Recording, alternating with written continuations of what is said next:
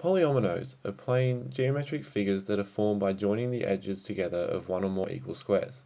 They are commonly referred to in groups, such as the number of sides or amount of squares they are made up of. A distinct example of polyominoes are dominoes, and unfortunately, it isn't to do with pizza. They evolved from dice, as the numbers of the general double-six set of dominoes denote all possibilities of the dice roll, and date back to the early 1200s in China. Another widely known example of polyominoes are the tetrominoes, which is the basis of the renowned puzzle game Tetris. The game involves rotating and dropping tetrominoes at varying speeds to clear lines, and was created in 1984. Polyominoes, however, date back to the early 1900s, where they were used in popular puzzles, although the name polyomino only came about in 1953, described by Solomon W. Goolom.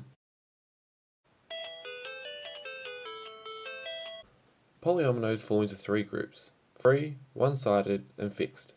Free polyominoes consist of shapes that can be transformed in any way, such as being translated, rotated, or reflected while still retaining a unique shape. One-sided polyominoes consist of shapes that are not translations or rotations of one another. Fixed polyominoes are shapes that are not translations of each other. However, rotating or reflecting the polyomino will give you a different polyomino.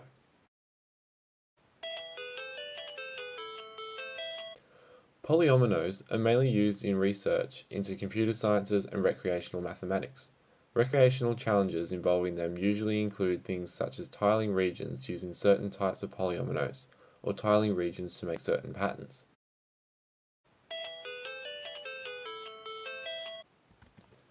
The never-repeating pattern of a quasi-crystal comes from the irrational number.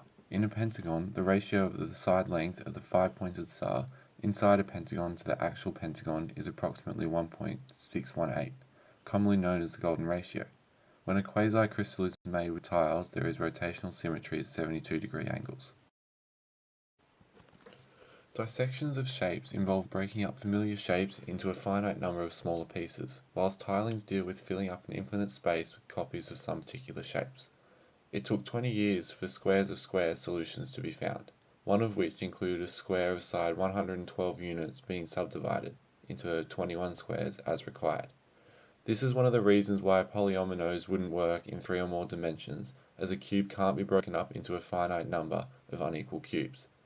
Whilst with tiling, one of the fundamental questions stating, can the whole infinite plane be tiled by squares, one for each whole number?